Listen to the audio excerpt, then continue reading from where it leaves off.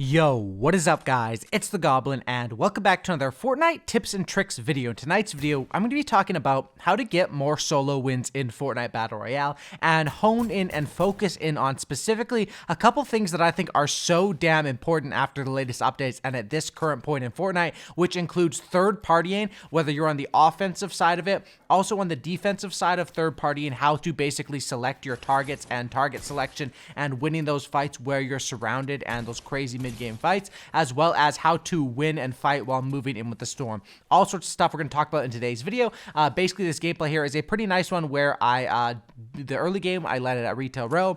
There was like no one at Retail Row. I was looking around. I ended up moving in, and then all of my kills come towards this late to mid-game. So hopefully you guys will enjoy this thing. Smack a like on this thing. I would very much appreciate that. Subscribe to the channel if you guys are new and not already subscribed. The support lately, I've been very much appreciating everyone smacking those likes. And also, if you guys are subscribed, hit that notification bell right next to the subscribe button so you guys have the chance to get first on all of my future videos. Also, shout out to everyone using the Goblin YT in the Fortnite item shop. So basically, this is what's going to happen a lot more in this season right now, is that third partying is stronger than ever. Before, when it was back when you could get extra materials and extra health / shield, third partying was not as effective, but now it's so damn effective, and that's why you'll see that a lot of the time early games people are taking their time and farming up, and then in this mid game people are meeting up and these big build fights, crazy fights are going to happen. So you can see right here how I capitalized and got my second kill of this game, which was basically just me shooting a guy who was in a third party fight with the blue AK-47 or blue heavy AR across the map. And that's something that I really think is very important in this game. You can see right here I hit 80 damage on this guy with the blue AK as well, and honestly I don't really like the blue AK that much, or any AK after the patch update. I much prefer like a regular AR or a SCAR, but you can see here I hit this guy for 80 and got big damage in on him. So once you get that damage in, it's pretty self-explanatory and simple of what you want to do. Once you get big damage such as one headshot for 80, you go on offense and try to figure that out. So you can see so far most of my kills have come from either one-on-one engagements or one where I basically shot a player who wasn't looking at me, and now I'm in a position where I have to move in a little bit with this storm. Of course, the right play there was to use that chug jug because of the fact that I have another one to pick up, so why not use it? And this is where you'll see a little bit more where I hear a player on top of me, I hear multiple players, and this is where what I'm talking about, where these mid games are going to get hectic, and it really is tough to survive sometimes. So right here I get into a build fight with this player, I go for the high ground, but this guy does beat me to the high ground. So my first instinct is to try to shoot through it and then go for the shotgun fight. Unfortunately, I don't really get a good angle there, and my decision right here is this is where you have to decide, and this is where I talk about moving in with the storm. Now, when the storm is pushing you, and this happens a lot in this season where people do play it a little bit slower now after the update because you have to take your time to farm up materials. So you can see here I'm moving in, but I'm always turning back, and I realize that right here, okay, let's be honest, we're both not in a good spot, right? But I'm in a better spot because I have what I like to call zone advantage, which means that I'm closer to the zone than that player was, so he had to rush at me. Eventually that happens, we get into a little bit of a build fight right here, and another scenario where I'm trying to move, I'm trying to block this player, and I'm trying to hold my zone advantage while also not taking too much damage from either the zone or this player, and while basically just using that advantage to be able to win this fight. So you can see I hold the zone advantage. This guy tries to build up. Of course, I'm matching his builds, and once you have high ground, it's pretty easy. If you're a good builder, once you have high ground, which if you're able to get high ground consistently, you're probably a pretty good builder. If not, go into creative mode and practice. I upload a video with a lot of build tips. You can see here a build fight. I win this build fight, and essentially when it comes down to fighting in the storm, it's sort of a waiting game. Zone advantage, stuff like that is key, but at the end of the day, I wasn't too scared about fighting in the storm against that guy because I had a chug jug. So at the end of the day, I'm still going to be able to get my health back up, and that's why I was able to, okay, I'm going to challenge this guy. I'm going to go for the build fight right now, and depending on how far the storm is away, I think you always have that decision of, am I going to just try to run to the storm and block off bullets, or am I going to go for the fight? It all depends on situational.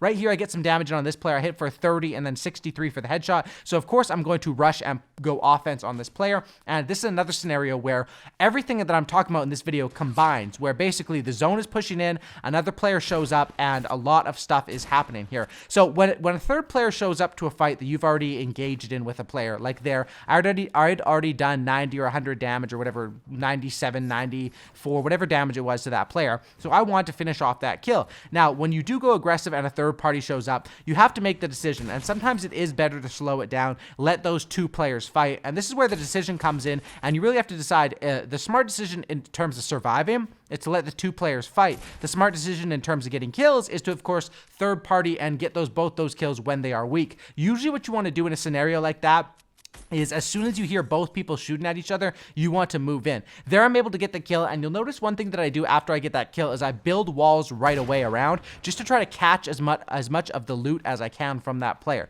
Now I'm moving in again, and you can see this is what happens when I'm fighting constant enemies. The number one thing is getting high ground quick. You want to always be able to do that and be able to have that in your arsenal, which of course comes from practicing in creative, taking your time with building. But you can see when I'm able to get height quick, I'm able to do that, and now I set up and I take my time and campfire. Some players will tend to spray you down. Some players will either build up and match you, and some players will just try to chill down low or move in like this player was doing. So of course the next zone you can see here, 5 players left. I got 5 kills. So those kills I had to work for a decent amount. This player of course uses a jump pad and moves in. I try to get some shots in, which honestly I could have been a little bit more accurate there. I hit twice for 24, so for 48, and then I decide to take this jump pad. Now this is an interesting decision I have to make because my inventory is amazing. Everything except the shotgun is top tier right now, right? The shotgun is still really good. So I get the kill on that player, but I realize that right now my problem is my materials. I only have 300 brick. So as soon as I get the kill on that player, positionally the best position to be on would be on top of the mountain right there. Would have been to take that zip line and go up,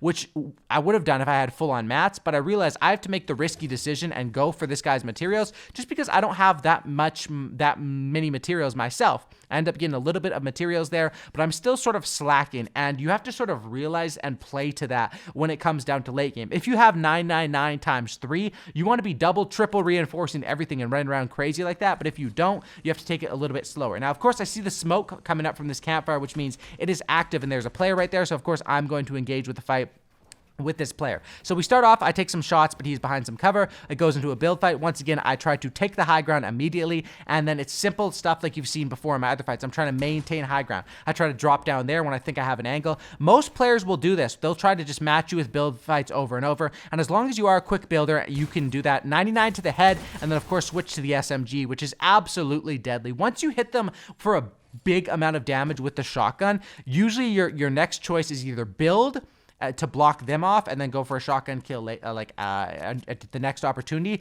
or just switch to that SMG and try to finish it off. Sometimes you'll see players who try to wait and go for that second shotgun shot, but that can always be risky, especially with the amount of shotguns in this game that can now literally one-shot. I mean, the blue shotgun, the purple shotgun, the gold shotgun, they hit you with a clean headshot. You are literally dead off that. So that's basically how I was playing this game so far. And then I realized, oh my goodness, it is down to a 1v1. So at this point, I'm thinking I want to have the best inventory going into this 1v1. I want to have the best, give myself statistically the best chance to win this, right? So inventory is pretty perfect, right? Not much I could do there. Materials, however, I'm pretty slacking on. So what I want to do is I want to locate this player, but I also am thinking in my head, okay, I kind of need materials, or if we do get into a fight, I need to at least play it smart. So I drop down over here. And my thought process around this was I really didn't know where this player was at right now. He didn't know where I was at as well. But I do know that most likely this guy probably has more resources than I do, because 700, 800 mats, while a lot of people may think that's a lot, it really isn't. You should always have at least 1,000, 1,500 plus mats going into the late game, especially in a 1v1 scenario like this. I end up finding this player, and now we get into a little bit of a duel. Now, this is interesting because we're both at the edge of the zone, but we're at different edges. So we're playing this at an angle. This player, of course, looks like he has an AR and a sniper. And one thing is I used to always be super aggressive and push snipers. Nowadays, when I usually die to snipers, it's usually like a third party sort of thing. Them shoot me in the back or in the side. But I usually don't want to challenge a sniper just because, let's be honest, if he hits me, I'm dead. One shot to the head, and that can be completely end my game. If I hit him one shot with the Scar, it's deadly, and it does like 60-something damage I can push, but that's basically my thought process behind it. So here I realize, okay, I only have 700 mats, so I want to go aggressive. I don't want this fight to take forever, because I want to get it done fairly quickly. I hit him a couple times there for 20, but it's not that much damage. It's not that much damage where I want to go, okay, I'm going to give up everything and just go all in on this player. However, when I'm spraying right here, I get another hit for 66, and that is enough for me to say, okay, offense, straight offense time, especially to do with my materials. Knowing that I only had 600 materials, it's now or never. I got to make something happen. I go for the build fight here. I wasn't able to build on top of that, so I almost lose high ground because of that. Luckily, I don't. I'm able to maintain high ground. This guy ends up making a quick little edit right into my shotgun shot for the headshot, or I don't know if that was a headshot or not, but for the easy kill and the victory. Hopefully, you guys did enjoy this video. I think hopefully it did teach you guys. I think it should have a couple things about fighting, target selection, and especially how to get kills in this season by third-party people, and how to win fights when there's multiple people around you, how to keep yourself safe, how to get the kills, also collect the materials, and how to win fights while moving in with the storm. Hopefully you guys did enjoy this video. Drop a like, subscribe. I'll see you in the next one, and that's about it. I'm out. Peace.